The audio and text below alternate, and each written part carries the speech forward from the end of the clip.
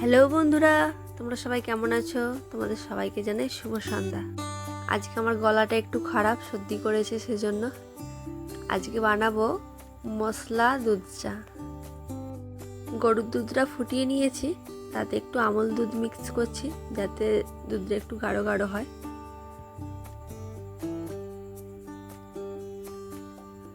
দুধটা ফুটে যেতে এবার চা পাতা দিয়ে দিচ্ছি। চাটা ফুটে যেতে চিনি দিয়ে দিলাম।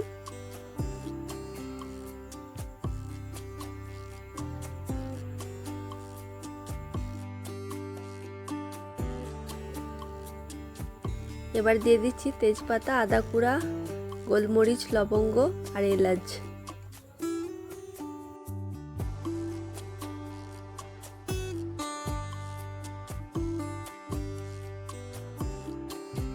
দুধ চাকে যত ফুটাবে তত খেতে স্বাদ হয়। এই যে আমার চা বিস্কুট নিয়ে বসে পড়লাম সন্ধ্যের নাস্তা।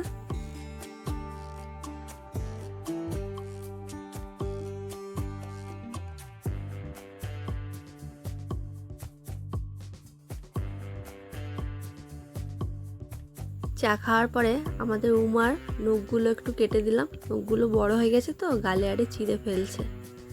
উমার হয়ে যেতে চিনির নখগুলোও কেটে দিলাম। আজকে রুটি খাওয়ার জন্য একটু সিমই বানালাম। সিমইয়ের সাথে একটু সুজি মিক্স করলাম। এই যে আমি সব জোগাড় নিয়ে চলে এসেছি বানাবো বলে। ঘিও নিয়ে এসেছি। এটা আমাদের বাড়িতে বানানো ঘি। চিনির দুধের সর তুলে রাখি আর আমার শাশুড়ি মা ঘি বানায়। এবার আমি সিমইটা বানিয়ে ফেলছি। অল্প একটু ঘি দিয়ে তাতে তেজপাতাটা দিয়ে আর এই যে সুজি সিমইটা নেড়ে নিচ্ছি। এগুলো আমার লাল লাল করে নাড়া হয়ে গেছে। এবারে দুধ ঢেলে দিলাম।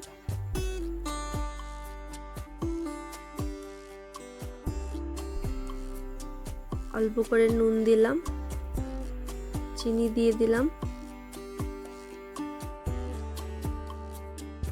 এবার আমি এলাচগুলো ফাটিয়ে দিয়ে দিচ্ছি।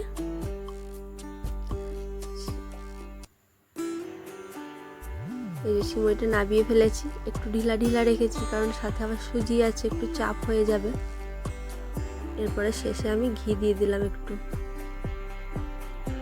এই হচ্ছে আমার আজকে রাতের ডিনার। রুটি, কুঁদরি আলুর সবজি আর সিমই।